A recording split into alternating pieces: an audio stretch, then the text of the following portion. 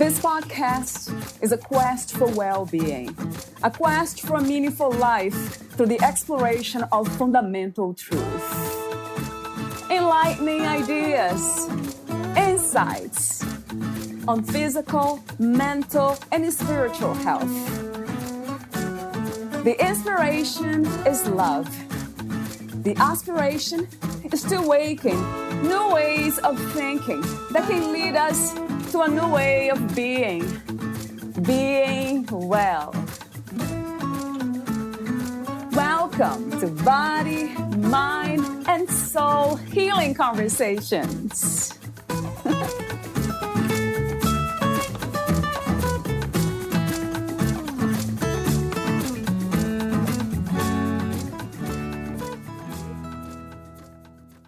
We all want to be happy.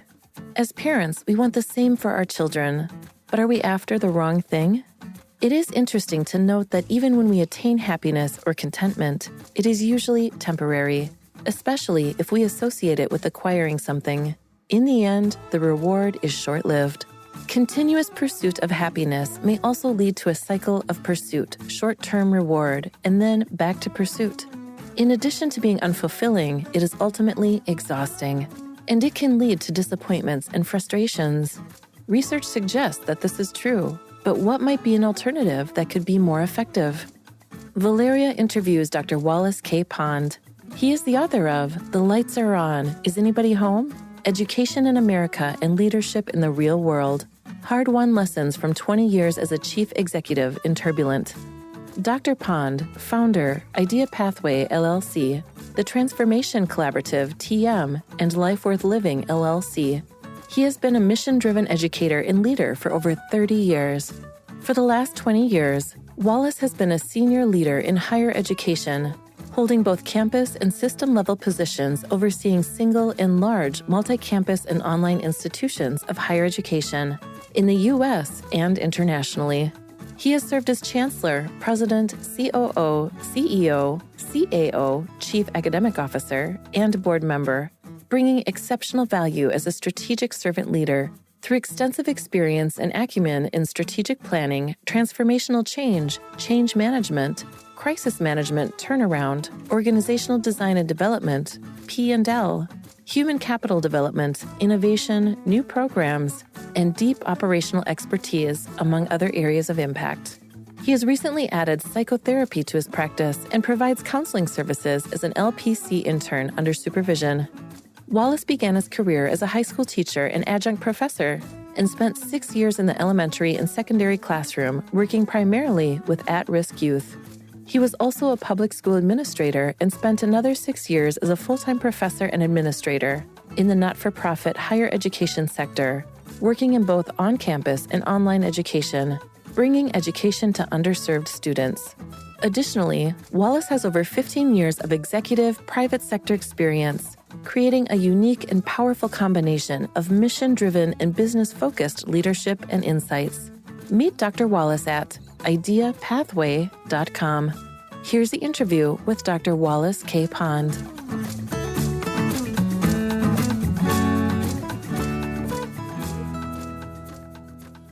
In your own words, who is Wallace Pond?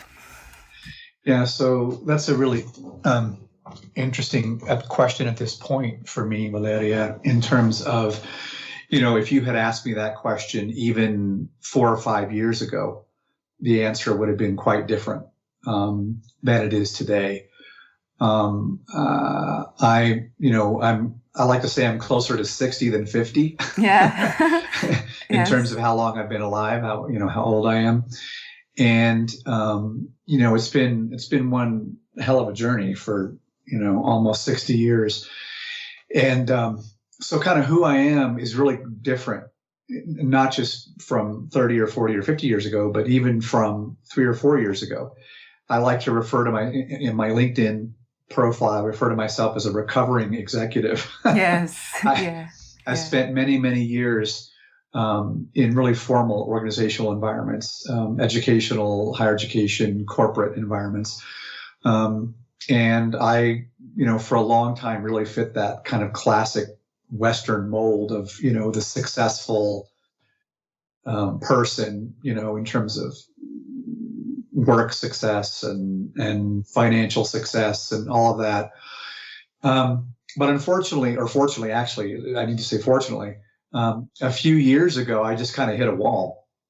And I had just lived too long. I had lived too many years in dissonance with, what I was doing versus what I wanted to be doing. And too many years where, I invested blood, sweat, and tears in things that mattered to other people more than they mattered to me. And so this idea of who I am is really profoundly different 3 years ago versus now. So I got to a place where I really had to do some deep, deep personal work. And as a result of that, and I was forced into it, it wasn't voluntary. I hit a wall really, really hard. And it was a great wake-up call. It was a blessing in a way. And so, I used to identify myself, my validity, my success, my self-worth were really tied up in external things, status and professional success and money and all of that.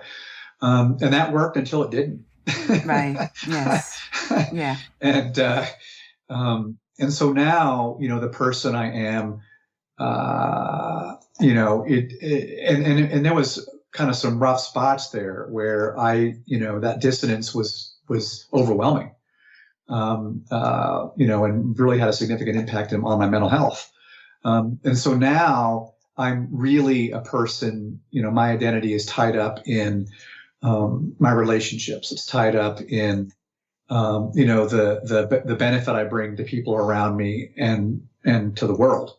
And a real tangible example of that is, I went from the C-suite to going back to school for the fourth time to train as a mental health counselor, clinical mental health counselor. And I'm doing that work now. It's not about how much time I invest, in a day or a week. It's what happens as a result of that time. And I'm a much more, I like to think I'm a much more humble person.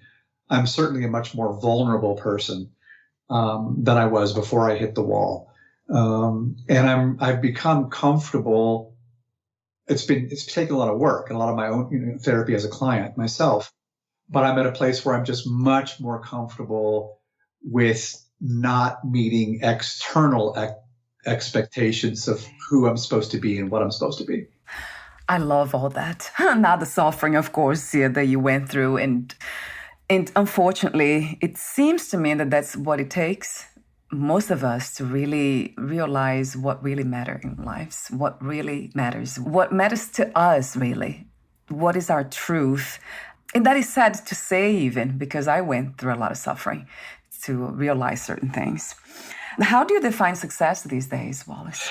Yeah, so that's a great follow-on question, Valeria, because it's so different. As I mentioned, for decades and decades, I define success based upon these external kind of Western notions of material success, status, money, climbing the corporate tree ladder, and not just me. I mean, that's a trap that, hundreds of millions of people have been pulled into.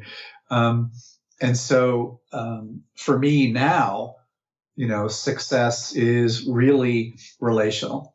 It's really, to what extent am I connecting with and supporting my kids as a father, not supporting them financially, although that matters, but to what extent, and my kids are all young adults now, but to what example am I supporting, to what extent am I supporting their, their development as human beings?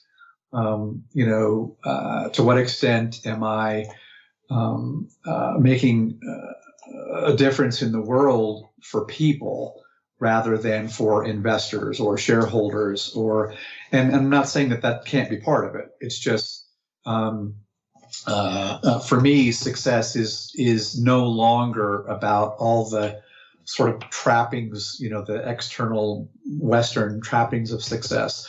And it's really about, and not just for others, but for myself, it's, am I doing what I want to do?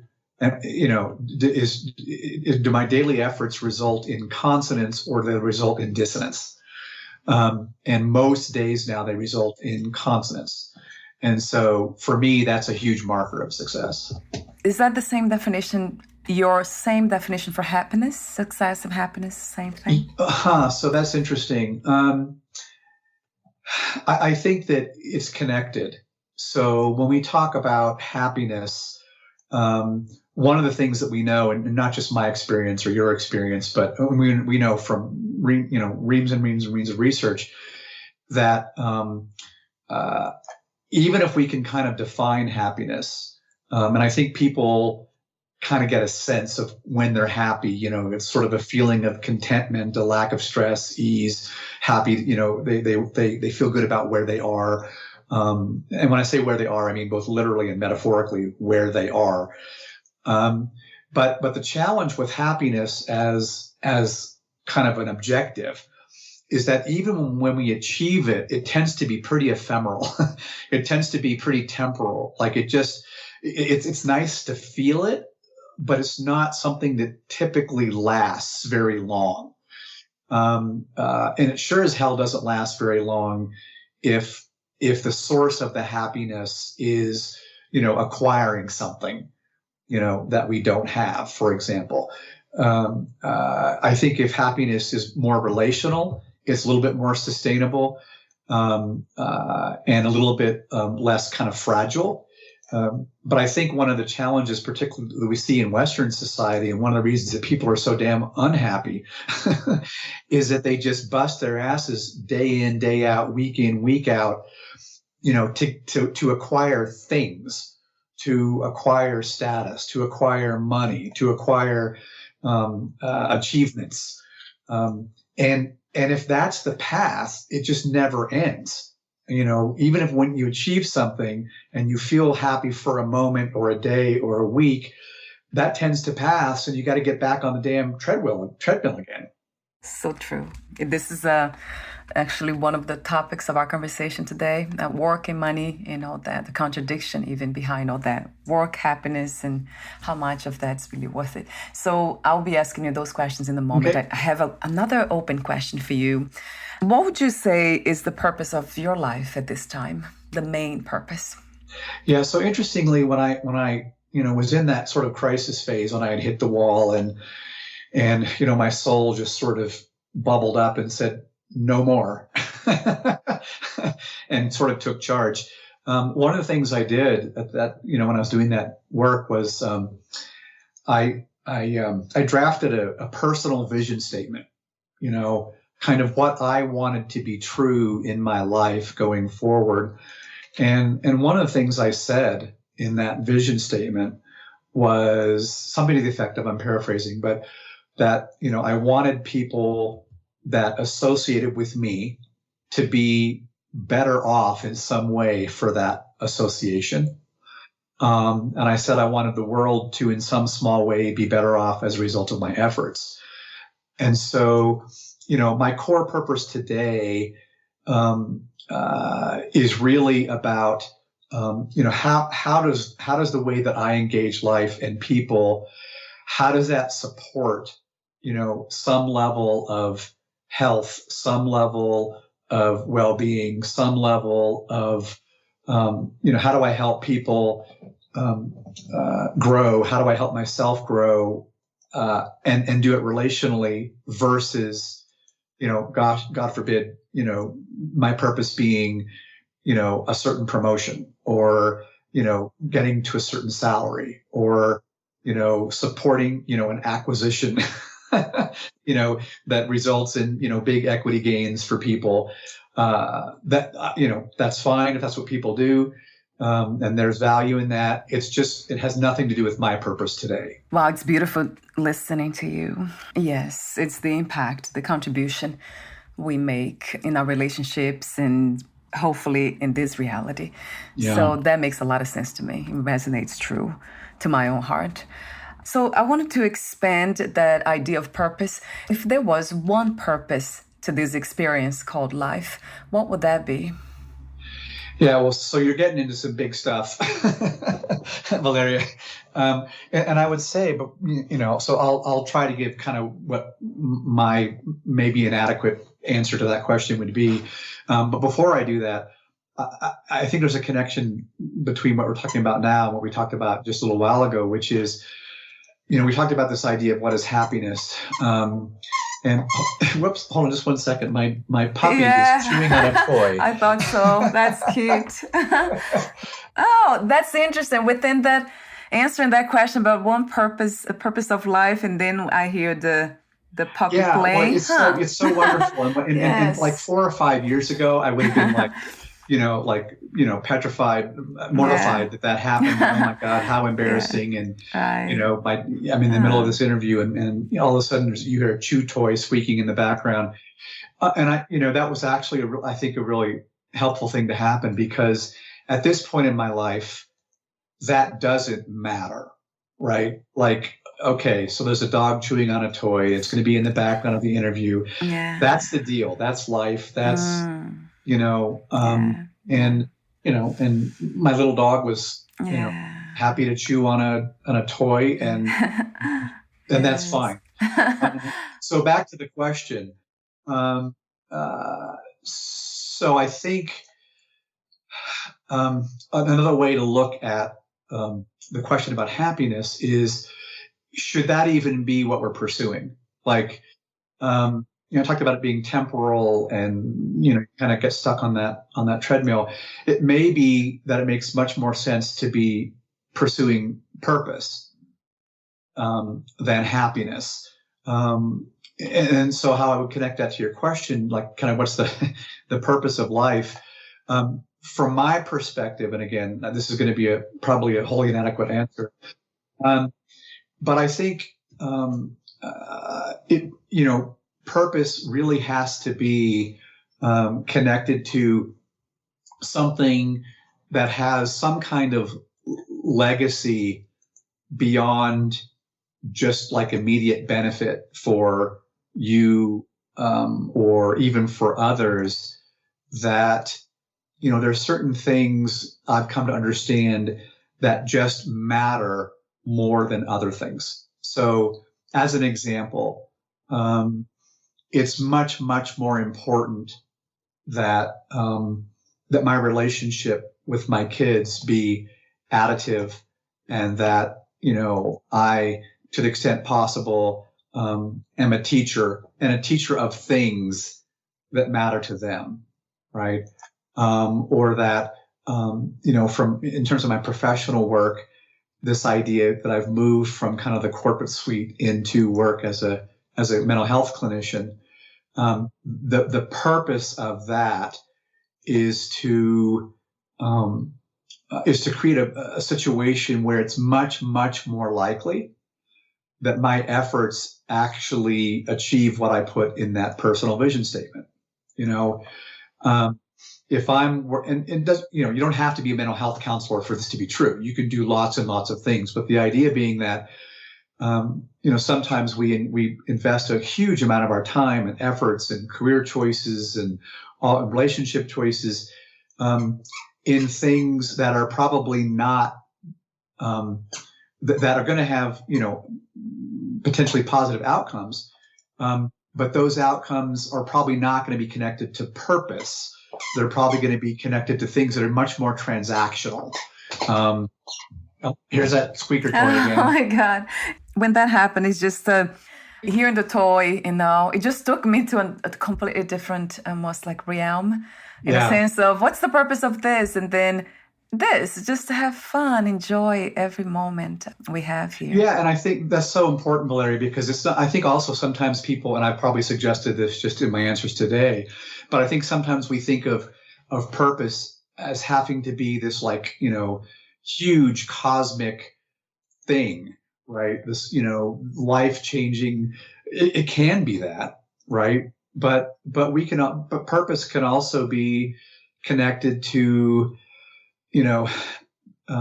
having enough appreciation for the moment and for the serendipity of life that we just don't get freaked out about things like a dog chewing on a toy during an interview. Yes, you see? Yes, a billion times to that. Yeah, beautifully said. Right. That we can somehow just kind of live that goodness, that greatness that's already here, that we all have, which has to do with patience, with kindness, with love, with resilience, all these beautiful qualities, I would say. Yeah, and I think I think a lot of the distress that we feel as humans, Valeria, distress and dissonance, comes from things that if we were able to take a step back, if we were able to be sort of more present in the moment and a little bit, less judgmental and a little bit less affected by these sort of external standards, we would feel a hell of a lot less distress and dissonance if we were just a little bit smarter about what actually matters and what doesn't. The discernment, right? Yeah, Yes. that's actually, it's called wisdom. When we actually know how to navigate this reality, choosing what will benefit us at that level, the mental, the spirit. And speaking of spirit, do you have any kind of spiritual ideas, philosophies, views? Yeah, I do. And that's also, if you had asked me that question, 3 or 4 years ago, my answer would have been a lot different. And I said purposely, that it was my soul that kind of bubbled up and said, and kind of grabbed me by the lapels and said, enough. Yeah. Yes. When I was working with, I'm still working now today, but in the height of my, let's call it crisis, I was working with a therapist, and I kept referring to what had happened to me as kind of my breakdown. And he kept saying, no, it's your spiritual awakening. And so kind of my thought about spirituality, just based on my own experience, is quite a bit different. And I will, be very forthcoming in saying, I don't connect, and for me personally, I don't connect spirituality to religion or to some kind of higher power. There may or may not be something like that. But for me, when I think of spirituality, I think of connectedness to something bigger than myself. I think of spirituality as being open to, the sublime and the grace that exists all around us. Yes, there's also evil, around us. There's also suffering. But this idea that there really is something bigger than ourselves. It could be a combination of wisdom and awareness, mindfulness.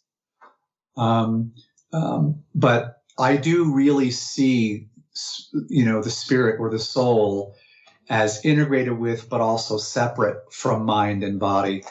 And what I mean by that is my own experience, but also my work as a clinician now, as a counselor. I witness it all the time. I mean, I'm working with clients who are going through all kinds of things, and there's this cognitive component, there's this affective component, there's this somatic, this body component. And then every now and then there's this thing that doesn't fit any of that, right? It's this sort of, sublime connection to something beyond what we can really explain in the moment. but that's real. And I think when I think of spirituality, I think of this notion of these things that sometimes we can't really explain. They may not be sort of objective, but we connect. It's like when you're out in the country or the mountains, at night, and there's no ground light, and you look up at the Milky Way. And there are, so many stars, they look like clouds. That's a moment of a spiritual moment, I think, for a lot of people. It's kind of a wow moment. Like, we're not just part of something bigger. We're part of something that is, no pun intended, astronomically bigger. Like, and not something we actually have to understand necessarily. Just something, I think, if we connect with it, we're better off than if we don't connect with it. If we notice it, if we're aware of it, I think we're better off than if we're not. I love the way you say that, because that's my spiritual understandings too and knowledge about all this. When you say something bigger than ourselves, I don't think about God. I don't think about anything outside of me. Mm-hmm. See, when you talk about the mind and some things that we cannot understand, we cannot explain. And it might be just because the mind is an experience within consciousness, if there's a name for it. It's almost like the eyes looking at the eyes, seeing it themselves. And that's incredible when it happens. Not all of us have this experience. Right. So maybe that's why for some of us, we're very much within living from the realm of the mind, only from the things we can explain and we can understand. It will be a much longer path, per se, to really see the bigger picture of what this is. Yeah, that's fascinating to just notice that the mind is being actually observed. It is an experience of consciousness, because I can hear my own thoughts now. Something is watching that. So what is watching all this? Hear my voice. It has to be that bigger thing that you speak of. And you made a comment a few minutes ago, Valeria, that I think is really important, which is for a lot of us, right? Because of lack of awareness, because of lack of mindfulness, because of whether it's intentional or not, being so deeply buried in kind of the pursuits of the day to day, we often need that we're so deep into that that it takes some kind of train wreck, some kind of crisis to pull us out of it. We typically don't just wake up one morning and say, something has to kind of slap us in the face.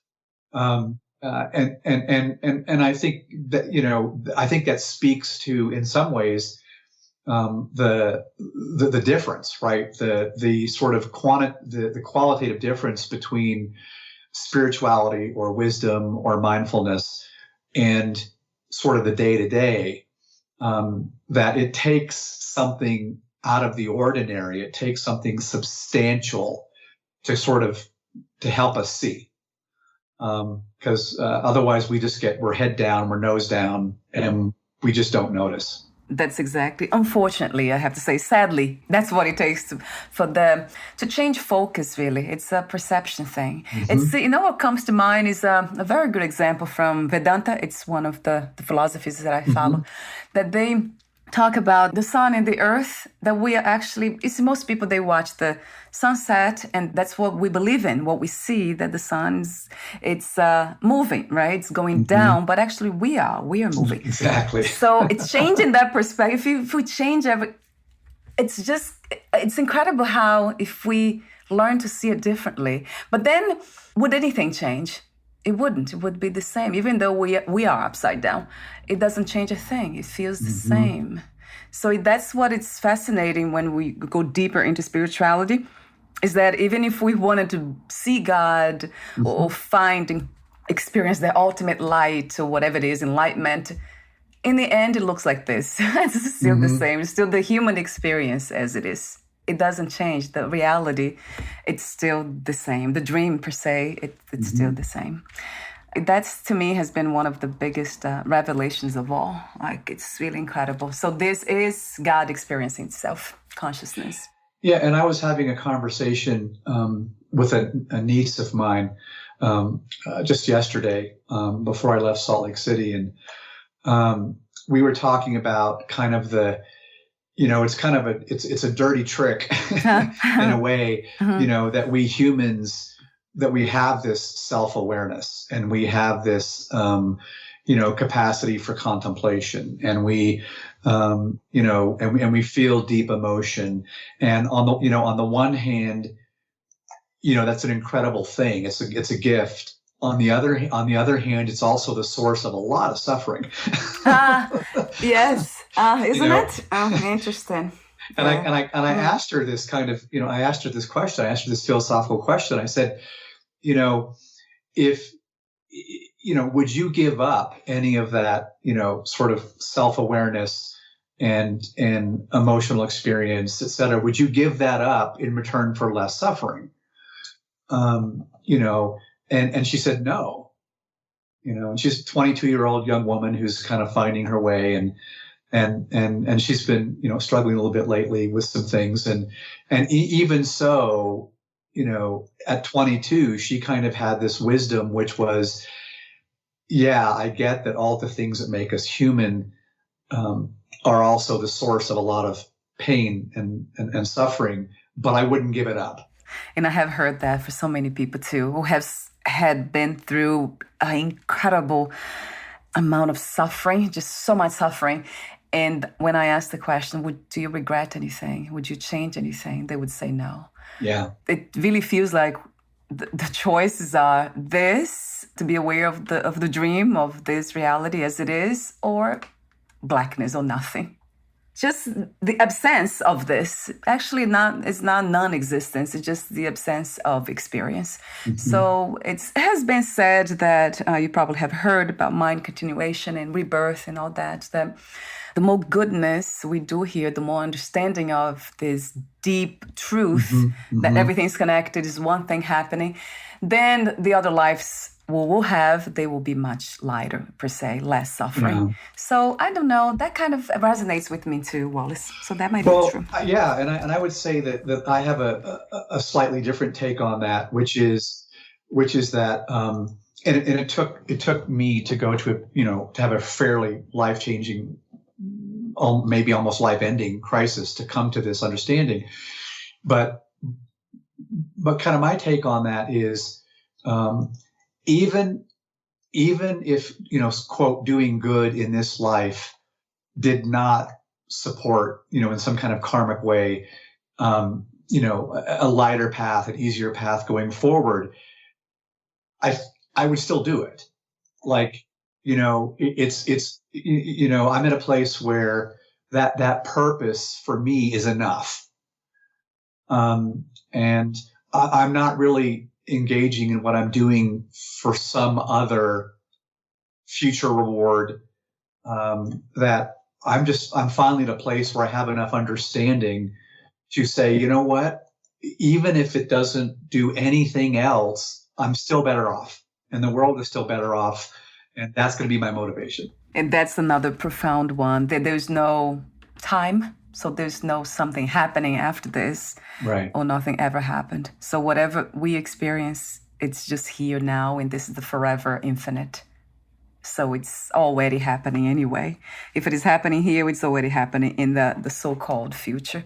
So that's a beautiful, beautiful way of seeing. And I'm so glad you came to that understanding. That might be the most profound one of all. Yeah, I think so. It was, but I also, as part of this process, for the first time in my life, also began to build a mindfulness practice, which I think was probably necessary to get to that next level as well. I just don't think we have I don't think we come to those conclusions in the absence of mindfulness. Because we're just too damn distracted by by the storm that's raging around us. So I want to mention the books that you have written too. The Lights Are On is Everybody Home, Education in America, and also Leadership in the real world, hard-won lessons from 20 years as a chief executive in turbulent times. So these are the two books that I came across, but I know you wrote another one that I've seen there, but I don't have the title here. There's a third one, right, Wallace? Yeah, well, there's a third one I'm working on now. So the leadership book is kind of interesting because it really reflects a transition. It was sort of pre-crisis, but intuiting that something was going on, and so that book was started long before COVID and kind of finished or published in the middle of COVID. And it is a kind of a different perspective on leadership. It's a very, very people-driven perspective on leadership. So that evolution was beginning to happen. I just didn't know where it was going.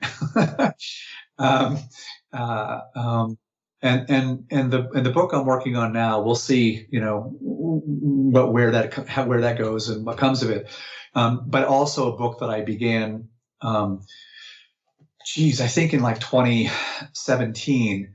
And the closest thing I could describe it as would be a memoir. I don't know if that is the right word or not. But it's the most personal thing I've ever written. And it is going to be really interesting, at least to me. I don't know if it'll be interesting to anybody else, but because the story starts, and I began writing it pre-crisis, and I'll be finishing it post-crisis. And so there's going to be a real clear, I think, kind of distinction between how I perceived, my life and how I perceived that journey leading, but before I had the kind of before I was broken open. That's what Elizabeth Lesser refers to it. Before I was broken open, and now. So it really, I think it'll be very visible to anyone who would read it. That's sort of before and after. And my goal is going to be, to connect those two pieces in kind of a coherent way. And we'll just see. But it's going to be more along the lines of the conversation we're having today than the previous things I've written. You caught my curiosity. I wanted to ask you more questions, actually. This conversation was not about this, but you really got me to be curious about it. So please let me know when the book's out. I would love to interview you again and then share the message. I love your message. I love how genuine you are, very present and very present to what is present to you. So that becomes this reality, which you're bringing me in, your reality. And it's beautiful to witness. Thank you. That's very kind of you, Valeria. I appreciate it. And I will tell you that the reality, I mean, if I'm transparent and open and honest, that genuineness probably did not exist at the level it exists. I know it didn't exist at the level it does now before I hit the wall, before I was broken open. It really took that sort of severe awakening, let's call it. It was very hard earned. Let's put it that way. But I feel way more confidence in my life overall than I ever did. And so that's what kind of tells me that I'm on the right path. Yes. And every time I hear you, because I can relate to it, obviously. So I'm sorry for what you went through. I can hear, even when you're saying that pain that was experienced, or it's still in you somewhere. And that's one of the questions that I often ask here. Why do we suffer? Why do we suffer? Why do we need to suffer in order to realize some important things? That's one of my questions that so many people answered, but I don't remember them all, of course. So I would ask you, we're almost at the end. I know I apologize for being late to begin this interview, as I always am. My guests, they all know, and I trust them all. My problem with time and space. So yes, please, Wallace, if you could. Yeah. So, and I guess we'll try to wrap up with that. So first of all, being broken open, but then moving in, making this commitment to service and changing my career into one of clinical mental health. I use a therapy called it's one of the many therapies I use, but it's called DBT, dialectical behavior therapy. And I use that with particular folks, often in group settings, both group and individual. And it's really a fascinating kind of therapy. The base of the therapy is it's Buddhist at some level.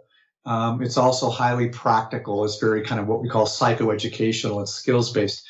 But there's an element of it that I'm really drawn to, which is this idea of pain versus suffering. And I think the answer to your question is one of the reasons that we kind of have to suffer when we do, right, is because in the absence of suffering, we just don't pay attention enough to figure crap out. Mm-hmm. Yes. Yes. Suffering is this incredible catalyst for kind of forcing us to pay attention. And in the absence of that, we just kind of bumble along. Yeah. Yes. So I think suffering is a really important part of the human experience, just because it helps bring enlightenment. But I would also say that I don't think it has to be a necessary state. Like one of the things that DBT says is, suffering is inevitable, but it is possible for us to sort of shift from suffering to pain with, and pain is an inevitable, unavoidable element of the human experience. It just, you cannot avoid pain if you are alive, right? And if you live long enough, you will deal with a lot of hard stuff. That's just kind of the deal. But I think it is possible to sort of shift from suffering to pain. And I think part of that shift is in DBT, something called radical acceptance. I think our failure to accept certain things is what keeps us in suffering rather than that shift to pain, if that makes sense. It makes absolute sense. And I was just waiting for you to say that, acceptance. Yes, coming from that place of inner peace, right? Just being so open to life in the experience of being in the body, experienced in the body. Then it creates, it's almost like lesson. It does lessen the pain. I have experienced that too. So it's the more we resist, the more painful it becomes. That's what my experience has communicated to me. I think so. And unfortunately, as I mentioned before, I am ready to see a client right now. So we have to end the conversation for today, but I'm really looking forward for the next version, whenever that is. I know. Yeah, that'll be fun. Before we say goodbye for today, Wallace, I want to thank you again for your beautiful presence and work and everything that could be felt here today. And also, what's the best place to find more information about you, to learn more about you? Yeah, so I think a couple people can go to my website. I have a few websites, but the one I would send them to is www.ideapathway. It's all one word, ideapathway.com. And they can see all kinds of stuff on education and leadership and health and well-being. It's kind of all there. Wonderful. So I'll have that link on your podcast profile. Thank you so much again. Take care, Valeria. We'll see you. You too. Bye for now. Bye-bye.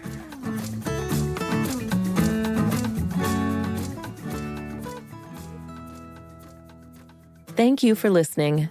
To learn more about Dr. Wallace K. Pond and his work, please visit ideapathway.com.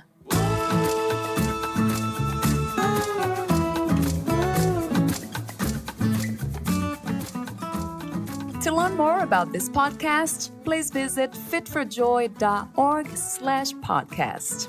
Thank you again for listening, and bye for now.